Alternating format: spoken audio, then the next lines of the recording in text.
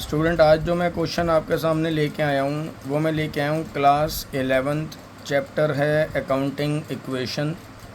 ये accounting equation का question मैंने आपके सामने लिखा हुआ है। सारे ट्रांजैक्शंस हमने इसको अकाउंटिंग इक्वेशन में लगाना है। अकाउंटिंग इक्वेशन का जो फॉर्मेट है वो क्या रहता है मैं आपको बता देता हूँ। Serial number, transactions, assets equals to liability plus capital. ये एक छोटा सा फॉर्मेट है जो अकाउंटिंग इक्वेशन में हमारी हेल्प करता है। कैसे होती है अकाउंटिंग इक्वेशन, एक एक पॉइंट के साथ हम एक्सप्लेन करेंगे। सबसे पहला पॉइंट, जैसा आप देखें, Ramesh started business with cash. Ramesh ने बिज़नेस शुरू किया कैश में। अब अगर इसी चीज़ को, इसी ट्रांजैक्शंस को मुझे अकाउंटिंग इक्वेशन में डालना है तो मैं बड़े सिंपल तरीके से आपको बताता हूँ कि सभी ट्रांजैक्शंस में दो इफ़ेक्ट आप मार्क कर लो। वो दो इफ़ेक्ट आपने इस इक्वेशन में लगाने हैं। जैसे सबसे पहला वर्ड है रमेश। रमेश कौन है? रमेश बिज़नेस शुरू कर रहा है। ऑब्वियसली रमेश जो है वो ओनर है। रमेश जब बिज़नेस शुरू करता है, पैसा लगाता है बिज़नेस की शुरुआत में, तो शायद हम इसे कैपिटल बोलते हैं। अगर आप ध्यान दें तो कैपिटल की डेफिनेशन क्या होती है? कैपिटल का मतलब क्या होता है? कैपिटल का मतलब होता है जो ओनर बिज़नेस स्टार्ट करते वक्त अपनी पॉकेट से पैसा लगाता है उसे हम कैपिटल कहते हैं।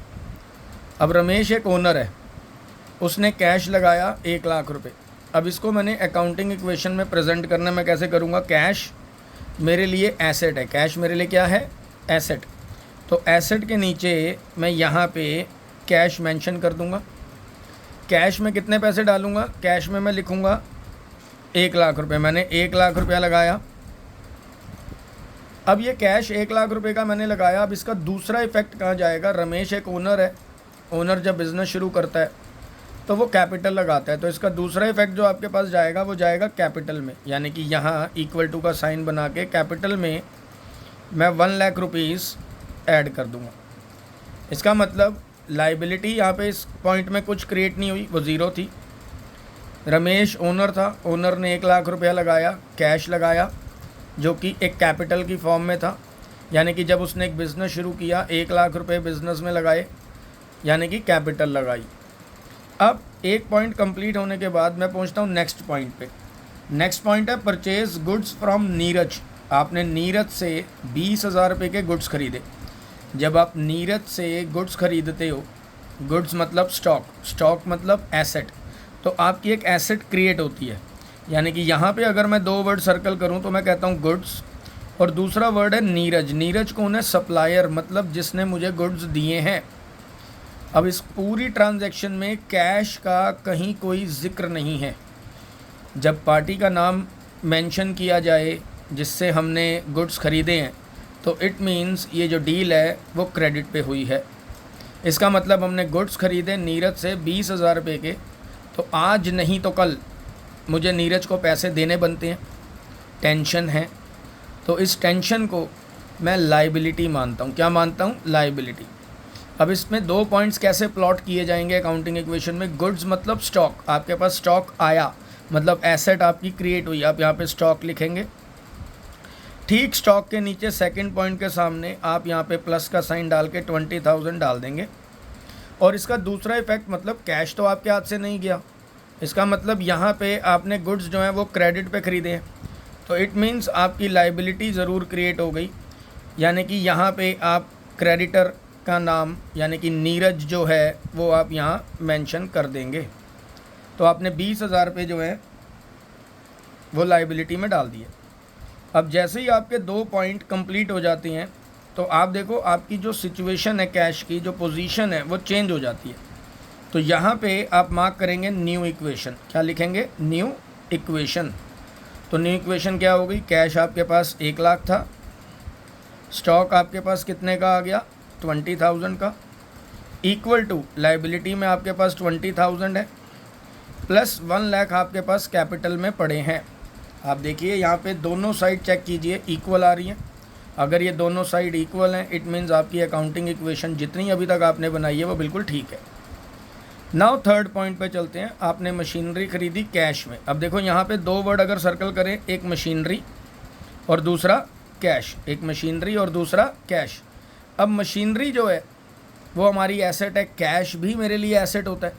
अब ये दोनों ही एसेट में आएंगे तो रूल क्या होता है, एक आएगा और एक जाएगा। अब आपके सामने कौन आ रहा है, मशीनरी आ रही है, तो आप यहाँ मशीनरी मेंशन करेंगे। तो मशीनरी जो चीज़ आ रही है उसको पहले जोड़ दिया जाता है। कितने की मशीनरी आ रही है आपके पास, 10,000 की, और कैश में से कितना चला गया आपके पास, 10,000। तो 10,000 आप माइनस कर देंगे, ब्रैकेट बना दिया या माइनस का साइन, आप जो करना चाहें। आप माइनस का साइन बनाना चाहें माइनस का साइन बना सकते हैं, ब्रैकेट लगाना चाहें ब्रैकेट लगा सकते हैं। आपके पास न्यू इक्वेशन निकल कर आ जाएगी। ठीक है जी, आपने 10,000 माइनस कर दी। तो अब आपकी न्यू इक्वेशन कितनी हो गई, क्योंकि पोजीशन फिर बदल गई। अब आपके पास कैश में रह गया 90,000, स्टॉक में कितना है 20,000, और मशीनरी आपके पास है 10,000, तो मतलब 1,20,000। और इस साइड का टोटल भी आपका कितना आ रहा है, लाइबिलिटी और कैपिटल का, वो भी कितना आ रहा है, 1,20,000। नाउ अगला पॉइंट आता है, sold goods costing ₹5,000 for ₹4,000 in cash. मतलब आपने गुड्स जो हैं 5,000 रुपये के गुड्स आपने कितने में बेचे, 4,000 रुपये में कैश में। अब अगर आप दिमाग से चलें तो गुड्स और कैश ये दो वर्ड आपके सर्कल हो रहे हैं, बट इस पॉइंट में एक राज की बात ये है कि 5,000 का माल 4,000 रुपये में बिका, तुम्हारा नुकसान भी हुआ। चलो नुकसान हम देख लेंगे कितना और कैसे पुट करना है। पहले आप देखो आपके गुड्स सेल हुए हैं, तो गुड्स मतलब स्टॉक, स्टॉक में से आप माइनस कर दीजिए कितने के गुड्स सेल हुए हैं आपके, 5,000 के, तो मैंने 5,000 माइनस कर दिया। लेकिन यहाँ पे कैश कितना आया मेरे पास, कैश आया मेरे पास 4,000 का, वो मैंने कैश में जोड़ दिया। बट अभी भी पॉइंट मैच नहीं हो रहा है। आप ध्यान से देखिए, 5,000 रुपये के स्टॉक था जो मैंने सेल किया, 4,000 रुपया मेरे पास कैश आया। अल्टीमेटली मुझे 1,000 रुपये का क्या हो गया, लॉस हो गया। वो जो 1,000 रुपये का लॉस है उसे मैं कहाँ दिखाऊंगा, लाइबिलिटी में थोड़ी दिखाऊंगा, मैं अपनी कैपिटल में से माइनस कर दूंगा। क्यों, क्योंकि ये मेरा लॉस है, बिजनेस मेरा है, मैं इसको उसमें से क्या कर रहा हूँ, माइनस। तो ये कैपिटल में से क्या हो गया, माइनस कर दिया गया। अगर प्रॉफिट होता, मान लो इस ट्रांजैक्शन में 5,000 की चीज़ 6,000 में बिकी होती, तो कैश में 6,000 आ जाता, स्टॉक में से 5,000 लेस हो जाता, वो 1,000 रुपये का जो प्रॉफिट होता वो मैं कैपिटल में जोड़ देता। फ़िलहाल मुझे इस क्वेश्चन में भी लॉस हुआ है तो मैं लॉस दिखाऊंगा। तो अब मेरी न्यू इक्वेशन क्या आ जाती है, मेरे पास कैश हो जाता है 94,000, मेरे पास गुड्स रह जाते हैं सिर्फ और सिर्फ 15,000 के, और मेरे पास मशीनरी एज इट इज़ पड़ी है 10,000 की। आप एक बार चेक कीजिए, 94 and 10 104 5 यानी कि 119,000। अब यहाँ इस साइड में 20,000 प्लस ये हो गया 99,000, क्योंकि 1,000 इसमें से माइनस हो गए। तो अभी तक अगर हम अकाउंटिंग इक्वेशन की बात करें तो मेरी न्यू इक्वेशन यहाँ तक आ चुकी है। नेक्स्ट पॉइंट आता है पेड सैलरी इन कैश। आपने सैलरी जो है वो कैश में पे करी।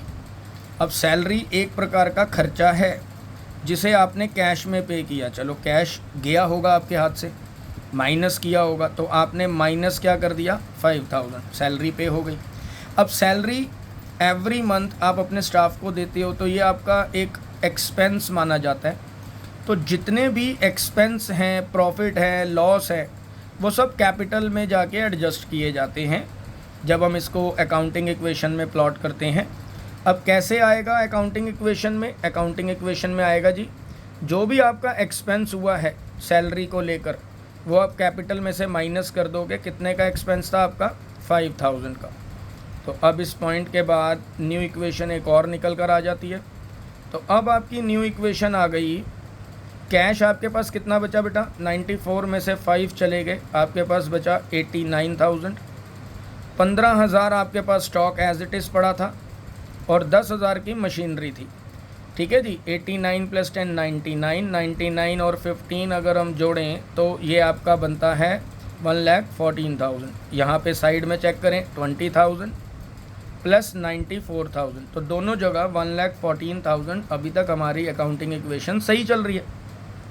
लास्ट पॉइंट आपको कहता है कि आपने नीरज कौन था जिससे आपने गुड्स खरीदे थे, यहाँ देखिए आपने नीरज से गुड्स खरीदे थे थोड़ी देर पहले, 20,000 की आपने लायबिलिटी दिखा रखी थी, अब आपने नीरज को पे कर दिया, बट नीरज को कैश दिया है 18,000 और साथ में लिखा है फुल सेटलमेंट।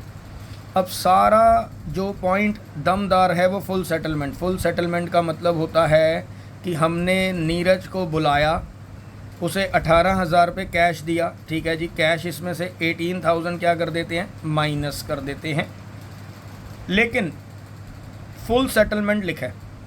फुल सेटलमेंट का मतलब है कि अब हम इन फ्यूचर नीरज को और कुछ नहीं देंगे। इसका मतलब मेरी जो लाइबिलिटी थी, जो मैंने नीरज को अपनी लाइबिलिटी बनाया था, वो अब लाइबिलिटी मेरी क्या हो गई, ख़त्म, ज़ीरो हो गई। बट इस पूरी ट्रांजैक्शन में जिस इंसान को आपने 20,000 देने थे उसे 18,000 रुपये में आपने टरका दिया, ख़त्म कर दिया, फिनिश कर दिया, सेटलमेंट कर दिया, पे कर दिया, तो अल्टीमेटली कितने का फ़ायदा हुआ तुम्हारा। अब तुमने किसी इंसान को 20,000 देने हो और 18,000 रुपये में सेटल्ड हो जाए, तो ये जो 2,000 रुपये का तुम्हारा फ़ायदा हुआ, इसे आप कैपिटल में इसे आप किस में डाल दें, कैपिटल में। अब आपके सारा पॉइंट, सारे के सारे जितने पॉइंट मैंने आपको इस पूरे क्वेश्चन में लिखवाए थे वो कंप्लीट हो गए। तो इसे अब हम लास्ट में नाम देंगे फाइनल इक्वेशन। फाइनल इक्वेशन कितनी बनेगी, 89,000 में से 18,000 आपका कैश चला गया, ये बचा आपके पास 71,000 cash plus 15,000 as it is आपके पास बचा हुआ है, 15,000 एज इट इज़ बचा हुआ है, और 10,000 आपके पास मशीनरी का बचा हुआ है। तो 71 और 10 81 और 15 हो गया मिला के 96 इक्वल्स टू, अब ये 20 में से 20 ख़त्म, ये ज़ीरो रह गया और ये हो गया 96,000। मतलब अगर आप देखें फाइनल इक्वेशन जो आई है मेरी, फाइनल इक्वेशन मैं आपको दिखा दूँ, ये मेरी दोनों साइड आपकी इक्वल आ गई। अगर ये दोनों साइड इक्वल आ जाती हैं, 96,000 इक्वल 96,000, इट मीन्स मेरा जो आंसर है वो बिल्कुल करेक्ट है। अब ये बेटा आपके सामने पूरा सॉल्यूशन है, आप देख लीजिए आराम से, पूरा एक ही व्यू में, अकाउंटिंग इक्वेशन।